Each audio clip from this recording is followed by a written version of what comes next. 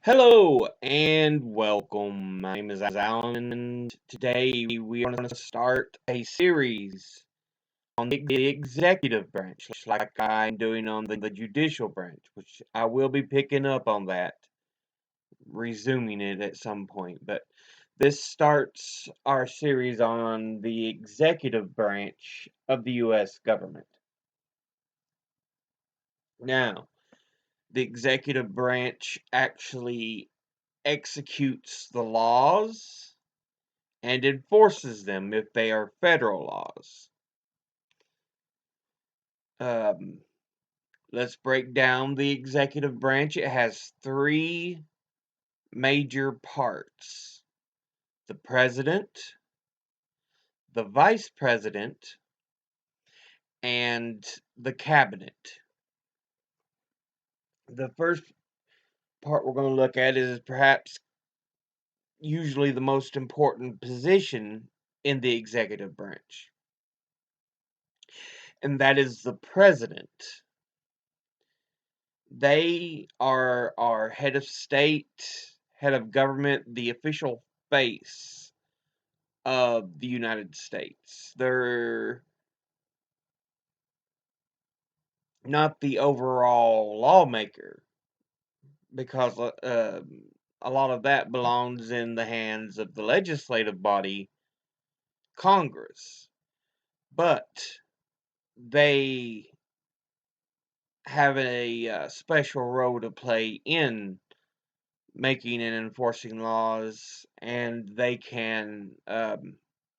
the ones who have the primary responsibility of meeting with public officials or performing um, foreign relations. Now, the president is also the commander in chief of our military, um, which means he is to be the top military officer. He basically assigns what generals do what when it comes to enacting wars.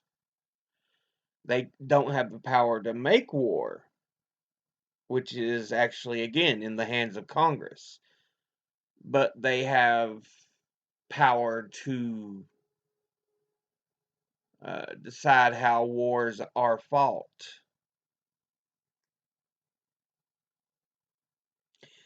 And um, they also appoint federal executive, regulatory, diplomatic, and judicial officials, meaning they appoint other members of the executive branch, which there are a number of departments and positions. There can also be small committees formed by the executive branch, which he appoints. Regulatory departments, he assigns who should be in charge of that. I can't think of the name of the department that Elizabeth Warren created. Well, pushed and got created. Um, but essentially, it was to regulate the behavior of banks and fiscal corporations so that regular Americans wouldn't get devastated uh, from these groups. I cannot remember the name of that organization. It's killing me now, but anyway. Diplomatic, that's usually considered like your ambassadors, um, your special envoys, stuff like that. And then judicial officials. The president nominates judges for the federal and Supreme Courts. Now, as we was talking before, he appoints ambassadors, but he also can receive ambassadors and talk to them himself. A lot of the times they'll have to talk with someone else in the executive department, but just because there's so much the president uh, is supposed to be able and has to do. He can sign or veto federal bills passed in Congress. So, as Congress does its job in legislating and the bills pass the House and the Senate, they come to the president's desk. He has three choices. He can sign them, which puts them directly into law. He could veto them, which sends it back down to the Congress. And if they want it to pass again, it has to pass by a certain majority. Um, I think it's 3/4 or 2/3, something like that, of Congress, both houses. So, um, or he could just not sign it, in which it stays a bill for so long before automatically becoming law. So that's what he can do when the bills come to him or her. The president can shape domestic policy, executive orders. It can shape domestic policy through executive orders, agency regulations, and judge appointments. Um, so, again, remember we said he doesn't explicitly make the laws himself, but he sets up to where he can do executive orders with limited power, um, can set up agency regulations. So, uh, regulations the agencies must enforce. Um, and he also, again, as we mentioned before, appoints those judges to the federal and Supreme Court. They have to be agreed upon by Congress, but he makes the appointments. In the history of the president, there have been 46 total presidents after the ratification of the U.S. Constitution. And that's including our current one, Joe Biden. So from George Washington up to now, there have been 46 presidents of the United States under the U.S. Constitution. Before the Constitution, we had a number of presidents of the Continental Congresses and presidents of Congress, which served as our executive officers. And altogether there was 14 of them. But they were only from 1775 until 1788, something like that. Vice President. The next person in the major components of the executive branch, the Vice President. The position is created with the U.S. Constitution. We did not have it from before. Um, they are the next in line to become president if the president dies in office, becomes ill, or otherwise can't perform their uh, appointed duties.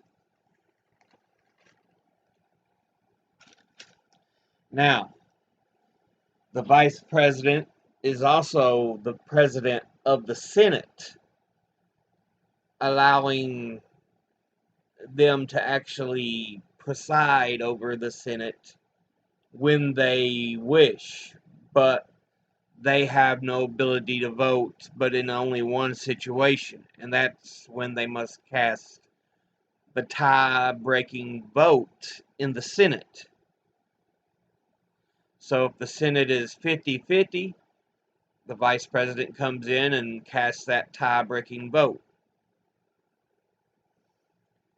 Um, the vice president is also an advisor to the president, a governing partner, and a representative for the president. So, like the president himself meets with ambassadors, the vice president can do that. Or they can go as special envoys to meet in diplomatic relations, foreign relations. The vice president is a primary part of the National Security Council.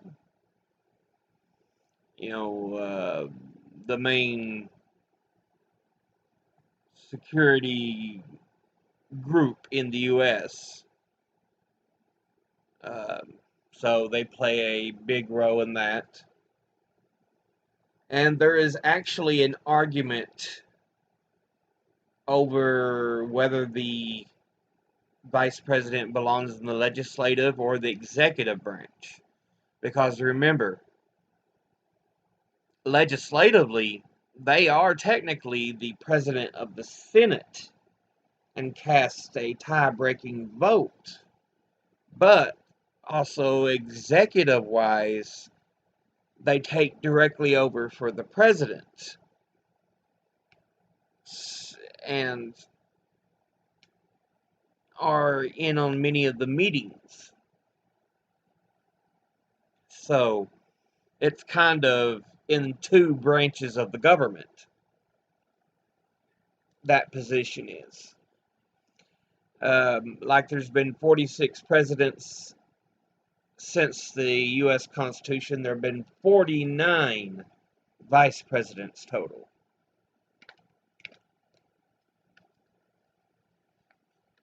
So yeah, the last section of the executive branch is the cabinet, and it consists of the vice president, 15 heads of departments, and nine other members, and they all serve as advisors to the president.